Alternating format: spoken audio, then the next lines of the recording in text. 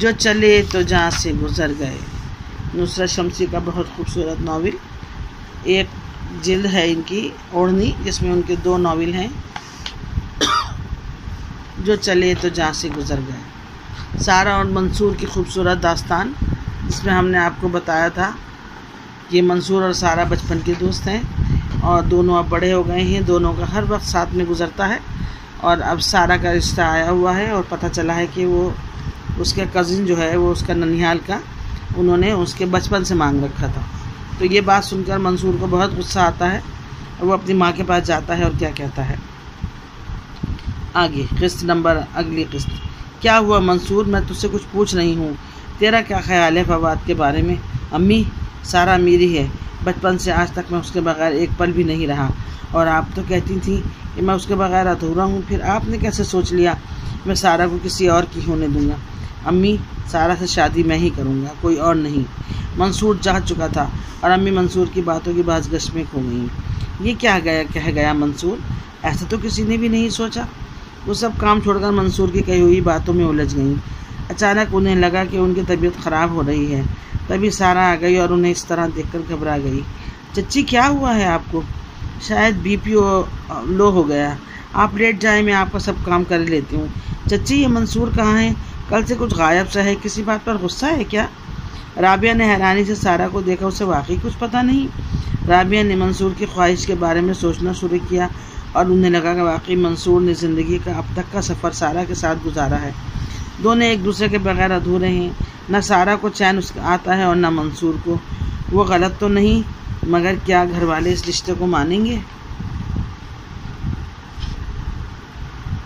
वो भी तो मंसूर के साथ बिल्कुल हाथ खाली हैं। अभी तो हमने उसकी तालीम मुकम्मल होने के में भी वक्त है।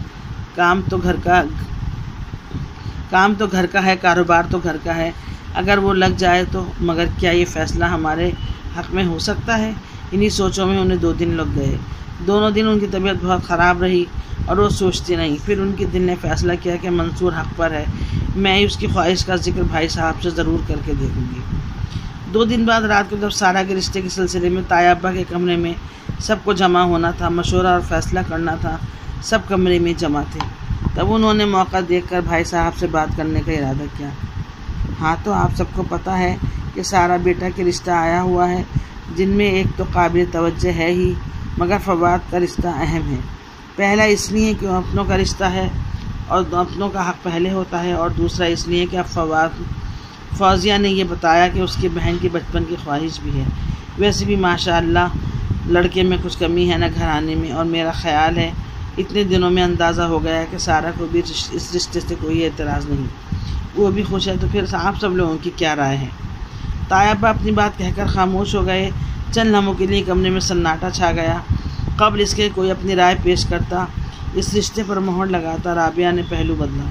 भाई साहब, मैं कुछ कहना चाहती हूँ। हाँ, कहो, क्या बात है? तायबा ने अपनी दाढ़ी पर हाथ फेरा। भाई साहब, वो बात दरअसल ये है कि सारा और मंसूर का साथ बचपन से रहा है। दोनों एक साथ खेले कूदे और बड़े हुए हैं और एक दूसरे के बगैर उन्हें चैन भी नहीं आता। हालांकि मुझे पता है कि मेरा मंसूर सारा से 1.5 साल छोटा है, मगर आप सल्लल्लाहु अलैहि वसल्लम भी अपनी ज़ौजा से बहुत छोटे थे। शरीयत की रोह से तो ये बात बिल्कुल गलत नहीं। अगर आप सब राज़ी हो तो मैं सारा को अपने मंसूर के लिए मांगती हूँ। राबिया की इस बात ने सबको हैरान कर दिया। इस बात का तो किसी को भी गुमान नहीं था। तायब्बा ने कुछ हैरानी से राबिया दुल्हन को देखा। दुल्हन, ये सिर्फ तुम्हारी ख्वाहिश है या इसमें मंसूर का भी दखल है? राबिया ने सर झुका लिया और ये सबूत था भाई साहब की बात का। चंद लम्हों बाद तायब्बा ने फिर आवाज़ निकाली। इकबाल, सारा बेटी तुम्हारी है और फ़ैसला भी तुम्हारा ही अहम होगा। तुम और फौजिया, ये दुल्हन, ये रिश्ता कबूल कर लो, फिर इस पर गौर करो और अपना फ़ैसला सुनाओ। सब ने एक दूसरे का मुंह तका और सबको ही एकदम मंसूर की मांग जायज़ लगी, और इकबाल और फौजिया के बोलने से पहले ही सब ने अपने वोट डालना शुरू कर दिए। भाई साहब, फौजिया ने थोड़ी देर बाद ज़बान खोली। मेरे लिए जैसे फवाद वैसे ही मंसूर, बल्कि मंसूर पहले है, क्योंकि मैंने आप सबके साथ इस घर में ज़िंदगी का एक लंबा वक्त गुजारा है। मंसूर भी मेरा बच्चा है, मगर मैंने आज तक इस मसले को इस तरह सोचा ही नहीं। मेरा ख़्याल है कि अपनी राय दही करने से पहले सारा से ही पूछ लिया जाए। फिर यही तय पाया कि पहले सारा की राय ले ली जाए और ये नशिस्त बर्खास्त हो गई। घर के दिए गए लड़के लड़कियां, जिसमें छोटी चच्ची के 3 बच्चे और ताया अब्बा के 4 बच्चे भी शामिल थे, जिसमें 2 शादीशुदा थे, इस खबर से हैरान कर दिया। सारा ख़ुद कमरे में से निकलने वाली इस खबर से बहुत हैरान थी और रफ्ता रफ्ता ख़ानदान भर में ये खबर फैल गई। मंसूर तो छुपा रुस्तम निकला, सबका यही ख्याल था।